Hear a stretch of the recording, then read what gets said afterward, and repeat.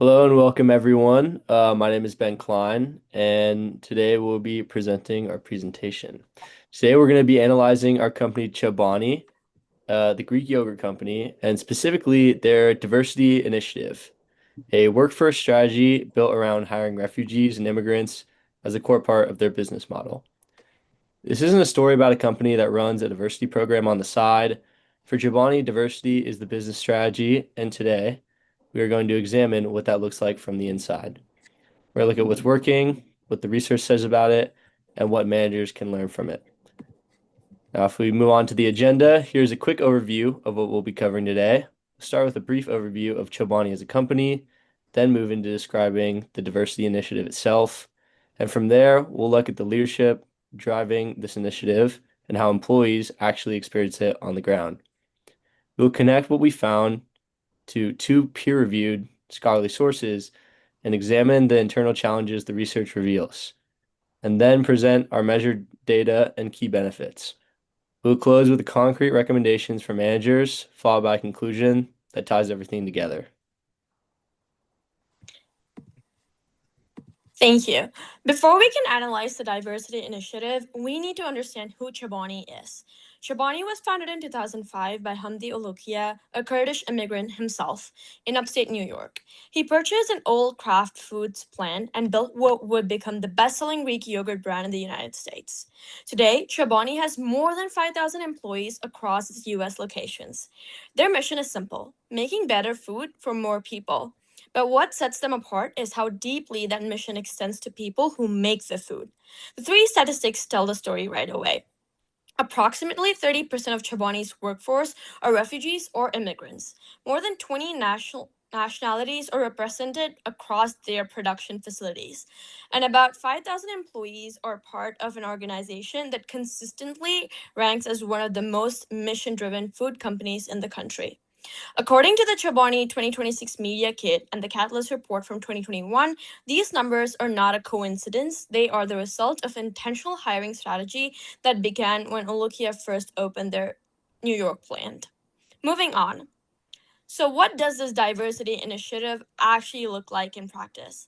It has four main components. First, refugee hiring. This started in New York, where Chobani's plant expansion coincided with the growing local refugee community. Second, an equal opportunity policy. Chobani's career page explicitly bans discrimination on the basis of race, national origin, religion, gender identity, disability, and more. Third, partnership programs. Chobani works with a tent partnership for refugees and local refugee resettlement centers. And fourth, multilingual workplaces. Many languages are spoken across their plants. Together, these four components form a diversity initiative that is embedded in how the company hires, operates, and defines itself. I will now hand it over, and then they will examine the leadership behind this initiative and what employees say about it. So what really makes Chobani's diversity initiative stand out isn't just the policy itself, but the leadership behind it. The CEO Chobani has said publicly, refugees and migrants are an untapped talent pool. Instead of framing diversity around numbers or branding, he treats it as a genuine business opportunity. And what really stands out is that he consistently backs that up with real decisions and actions within the company. From an OB perspective, you can see a few leadership styles showing up here. First, here's clearly a transformational leader. He's not just focused on running the company, he uses the platform, especially his social media, to highlight employee stories and talk about immigration. He also shows strong servant leadership. In 2016, he gave 10% of Chobani's ownership to employees, which goes beyond regular policy and shows just what he actually values. The last couple of styles are both referent and expert powered. People respect him not just because he's a CEO, but because he built the company from the ground up and consistently puts people first. Because of that leadership, you can actually see measurable results. For example, about 50% of Chobani's executive leadership team are women, which shows that inclusion isn't just the surface level, but it also carries into leadership. For the next one. Now let's look at how the employees actually experience this leadership. Overall, there's a lot of positive feedback. A lot of employees describe Chobani as more of a community than just a job. On LinkedIn, you'll see past and current employees posting about their experiences, talking about teamwork, growth, and even the impact of what they do. One example was an employee mentioning how their work does delivers Chobani's yogurt to schools, which gives their job a sense of purpose that they don't always see. Glassdoor data supports this as well. Chobani has a 3.8 out of 5 rating for diversity and inclusion, and a 60% of employees say that they would recommend working there, which is strong for this type of industry. But not every experience is positive. Some reviews point out that things can vary a lot depending on the department or manager. There are also mentions of limited growth opportunities for certain roles, and some employees feel that the company is more structured or hierarchical than it appears externally. So there's a little bit of a gap between the brand image and some employee experiences, and that gap is really important for our analysis as it directly connects the next subject. I'll pass that over now. Yeah, so let's start talking about the QB theory connections. To really understand what is happening at Chobani, we need to look at what the scholarly research says about diversity in organizations. We use two peer-reviewed sources for this analysis. The first is Chapman, published in the British Journal of Management in 2023. Their research examined workforce diversity, diversity chapters, and employee turnover across more than 100 UK universities. Their key finding is grounded in social categorization theory. The idea that when a workforce becomes more racially and ethnically diverse, employees naturally begin to form identities based on subgroups. Without active management, this can lead into intergroup bias, lower social integration, and ultimately a higher collective turnover. Here is why this matters for Chobani. A workforce with 20 or more nationalities is exactly the type of context Chapman and colleagues are describing. Their research warns that good intentions and hiring policies are not enough. Organizations need long-term, sustained, and experienced diversity management programs for their benefits to actually materialize. Simply joining a diverse program does not reduce turnover. Committing to it over the years does. Our second source is Stinghambler and colleagues, published in PLOS 1 in 2015. Their research examined organizational identification, to the degree which employees see themselves as part of the organization, and how that drives commitment and retention. Their key finding was that when employees feel organizationally supported, um, they have quality relationships with their supervisors and have job autonomy. They identify more strongly with their employers and are significantly less likely to leave.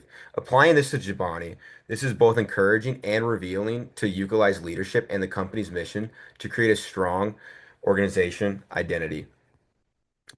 Now let's look at the four key internal challenges our research revealed. The first challenge is inconsistent management. Glassdoor reviews show that employees' experience varies heavily by department and supervisor. Without structured diversity, training from the frontline managers, Chobani's values can get lost between the executive level and the production floor. The second challenge is limited advancement opportunities. Some hourly workers, including many refugees and immigrants, are hired into entry-level roles. Report that there is no clear path upward. If this initiative promises opportunity but does not deliver internal mobility, it undermines the very promise that brought the employees in. Third is a hierarchy perception. Despite inclusive external messaging, some employees describe Chobani as feeling hierarchical. This contradiction between brand identity and lived experience exact the kind of intent versus reality gap our research was worried about. And finally, the sustainability question. Chapman and colleagues are clear. Diverse organizations face elevated turnover risk. Unless diversity management is sustained over time, not just adopted as a policy, Chobani has done the hard work of building a diverse workforce. The question is whether the internal management infrastructure is mature enough to fully realize the benefits of that investment. How can we measure diversity? The answer has to be data gained from Chobani employees themselves. Probably one of the most important ones is from Glassdoor, where Chobani holds a diversity and inclusion score of 3.8 out of 5. Considering that the ratings are anonymous employee reviews, this is a strong score for any company. A metric that shows real importance is actual workforce hiring. Roughly 30% of them are refugees or immigrants. This number has been consistent since the Eureka plant expansion. In addition, this metric shows that they are not just saying that they believe in inclusion, but they are living it. Here, here there are some important numbers, like 62% of Glassdoor reviewers say that they would recommend Chobani to a friend.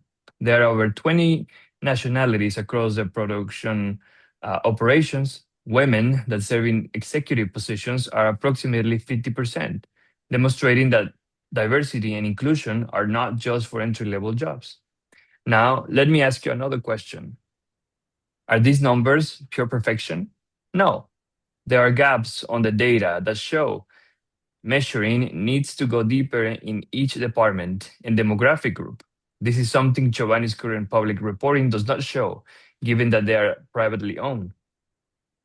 What does this initiative produce? Chobani is not just a footnote. It has achieved a real brand differentiation. And by hiring refugees and immigrants, they have expanded their workforce from a pool that many of their competitors overlook, that creates workers that are motivated and loyal to the company as they have been given a chance to show their value. Economically, by giving them a chance to refugees and immigrants, they gain stable employment and competitive wages, which is a true path to stability from them and for their families. Sting Hamber mentions that when employees feel supported by their organization, they develop a sense of belonging and identification that increases their commitment. LinkedIn and Glassdoor positive posts and reviews reflect exactly that. By partaking in community programs, social change, and feeling that they're in a company that stands for something real, employees describe their work at Chobani as purposeful. Based on all of these things, we have recommendations. One, train middle management in inclusive leadership, not just HR workshops, but genuine skills in inclusive management. Ulukaya sets the tone at the top, but we cannot let that get muted across lower levels of the company. As Sting Hamber states, the quality of the supervisor relationship is the single most important predictor of whether employees support and identify with the organization. The second would be measured internally, not just externally. Chobani is great at external diversity, branding, but Glassdoor gaps we have identified show that measurement could be better by implementing regular anonymous employee surveys broken down by department. Without the internal data, management cannot see where the gaps are, and because of that, they also cannot close them. We know that by implementing these small recommendations, Chobani will close the gap between their powerful external mission and the internal employee on the job experience. So let's bring it all together. Chobani has built something genuinely meaningful. Their diversity initiative is not a PR strategy. It started with a real decision by Hamdi to hire the refugee community living near his plant in New York. That decision has grown into a workforce model where roughly 30% of the employees are refugees or immigrants from more than 20 countries. And the research backs up what can happen when inclusion is done well. Stingelhamber and colleagues found that when employees feel supported and valued, they identified strongly with their organization and are far less likely to leave. And Chapman and colleagues reminded us that diversity initiatives not only produce those outcomes when organizations commit to them over a long term, not just on paper. Joani shows us both sides of that equation. At the top, the values are clear and the leadership is genuine. But the Glassdoor data shows us that experience varies by departments and by the managers, which means that the work is not finished. Takeaway for managers is this: intent is not enough. Culture must be built at every level. Consistency, or the gap between the brand story and the employee experience, will grow. Chobani's model is one worth studying and one worth improving. Thank you so much for your time.